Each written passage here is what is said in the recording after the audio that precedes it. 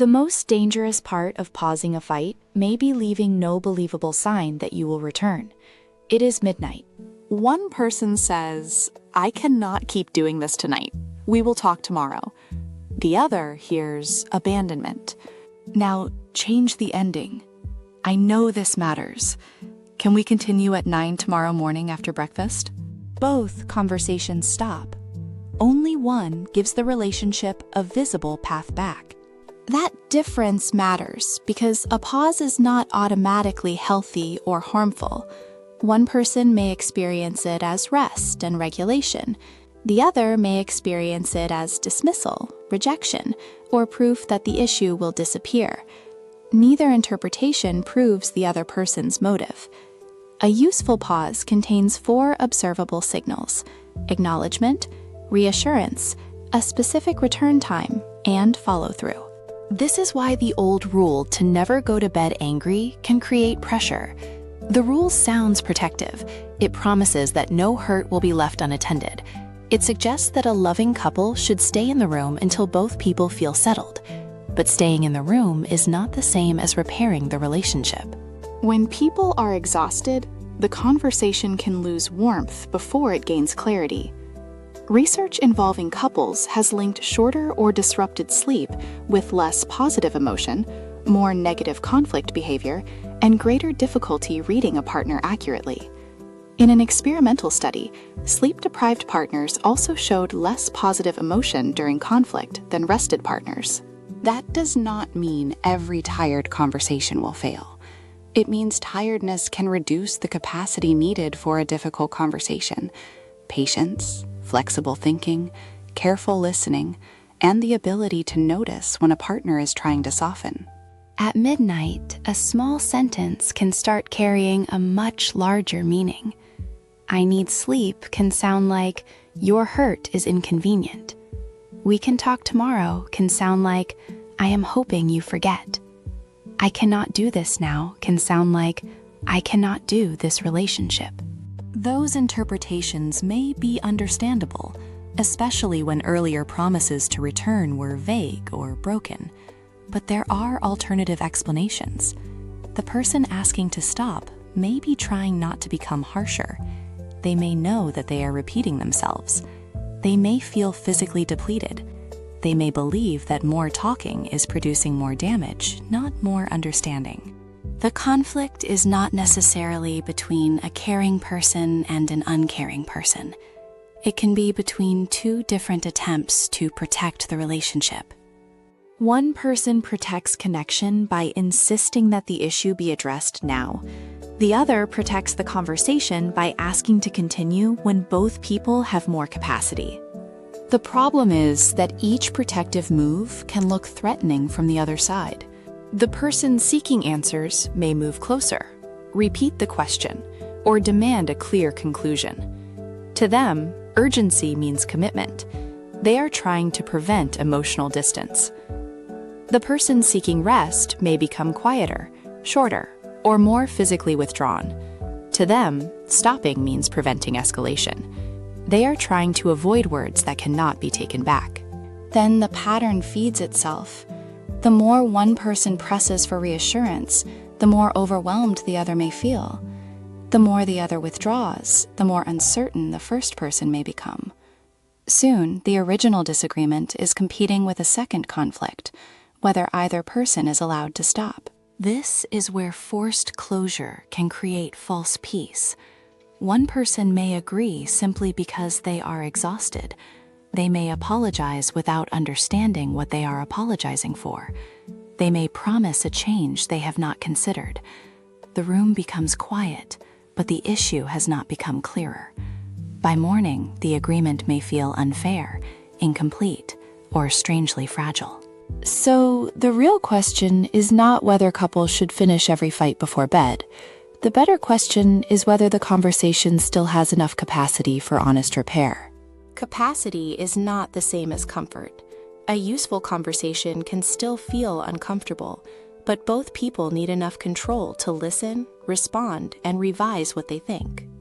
When the discussion becomes repetitive, insulting, threatening, or physically unsafe, Continuing is not proof of commitment. A pause can protect the conversation, but only when it is more than an exit. Consider two people who stop talking at the same time. In the first version, one person leaves with a vague promise to deal with it later. Tomorrow becomes next week. Each new attempt is met with another delay. In the second version, the issue is named, the hurt is acknowledged, and a realistic return time is chosen. The next morning, the person who requested the pause brings the issue back without being chased. The overnight silence looks similar from the outside. The pattern of return is completely different. That is the midpoint most advice misses. The pause is not defined only by the moment someone stops talking. It is defined by what happens before the pause, what is promised during it, and what actually happens after it. And that creates a harder question. What if someone uses the language of needing space, but rarely comes back when they said they would? If someone repeatedly asks for space, but rarely returns, the problem is no longer one difficult night. The pattern itself becomes evidence. A constructive pause has a beginning, a purpose, and an ending. It does not require a perfect conversation the next morning, but it does require a real attempt to resume. The person who requested the pause should not need to be chased, reminded, or cornered into remembering that the issue exists. That is why follow-through matters more than the exact phrase used before bed. Someone can say all the reassuring words and still create uncertainty if tomorrow keeps moving. Breakfast becomes lunch. Lunch becomes the weekend. Then the next conflict arrives before the first one was addressed. At that point, the other person may stop hearing, "I need rest." They may start hearing, "This issue will only matter if I keep pushing." The answer is not to force the conversation through exhaustion. It is to make the pause measurable. Start with acknowledgement. Name the issue without trying to solve it in the final minute of the night. "This matters to me. I know we are not finished." Then add reassurance. Reassurance is not a promise that everything will feel fine tomorrow. It is a signal that the relationship and the concern have not been discarded. Next, choose a specific return time that both people can realistically keep. Tomorrow is vague. After breakfast at 9 is observable. A useful time is close enough to feel credible and far enough away to allow rest and regulation. Finally, return without waiting to be pursued.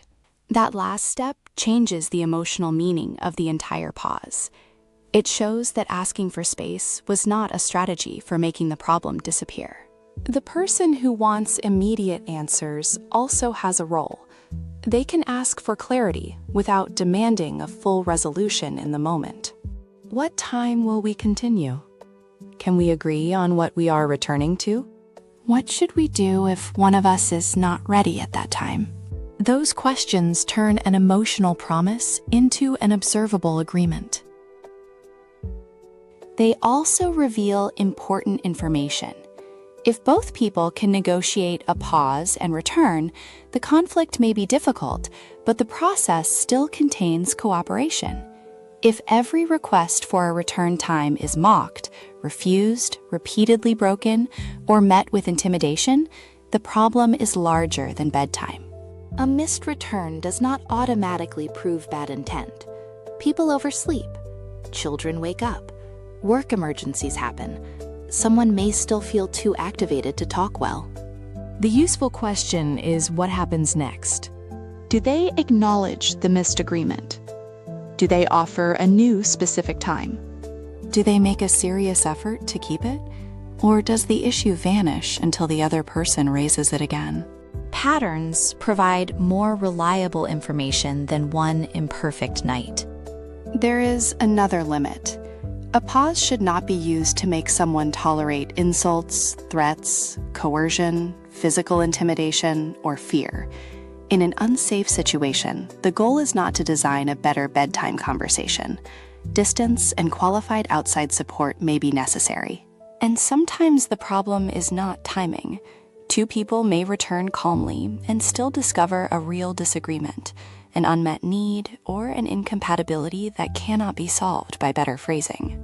The return signal does not guarantee agreement. It creates a better chance for an honest conversation. So, when a late-night argument reaches the point where both people are repeating themselves, the choice is not simply finish the fight or abandon the relationship. There is a third option. Pause with evidence of return. Acknowledge what remains unresolved. Reassure without making promises you cannot keep. Set a realistic time. Then be the person who brings the conversation back. That is what makes the silence different. The relationship does not need a forced conclusion before sleep. It needs a credible reason to believe that the issue will still matter after it. Think about the last time a difficult conversation paused overnight. Which signal would have made that pause feel more trustworthy? Acknowledgement, reassurance, a specific time, or follow-through? Share the one that matters most to you in the comments. And the next time someone says they need space, do not judge the pause only by the moment they step away. Watch what they name before it, what they promise during it, and whether they return afterward. Once the pause is trustworthy, the next challenge is restarting without relaunching the same fight. That is where the next layer of conflict repair begins. The meaning of the pause becomes visible in the return.